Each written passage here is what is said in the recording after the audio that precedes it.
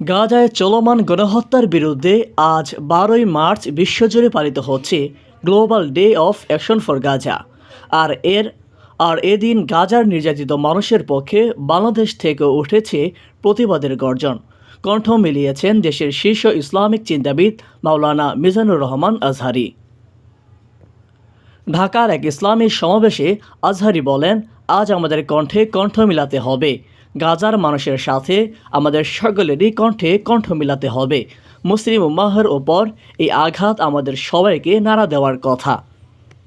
তিনি বলেন, গাজায় যে গণহত্যা চলছে তা মানবতার বিরুদ্ধে এক ভয়াবহ অপরাধ। আর এ নিয়ে বিশ্ব মোড়লদের নীরবতাই প্রমাণ করে এই লড়াই শুধু ভূখণ্ডের নয়, এটা এক আদর্শের লড়াই। আজ দেশের বিভিন্ন মসজিদ, শিক্ষা প্রতিষ্ঠান ও সংগঠনের পক্ষ থেকেও গাজা বিষয়ক বিশেষ দোয়া মাহফিল ও বিক্ষোভ কর্মসূচি পালিত হয়েছে। আজহারি আরও বলেন, আমরা অস্ত্র নিয়ে যুদ্ধ করতে পারবো না, কিন্তু আমাদের কণ্ঠ, কলম ও দোয়া দিয়ে এই অন্যায়ের প্রতিবাদ জানাতে পারি এবং সেটাই আজ জরুরি। মাওলানা আজহারি বিশ্ব মুসলিমদের প্রতি গাজাবাসীদের জন্য দোয়া করার আহ্বান জানান, পাশাপাশি আন্তর্জাতিক সংগঠনগুলোকে সক্রিয় হওয়ার আহ্বানও জানান।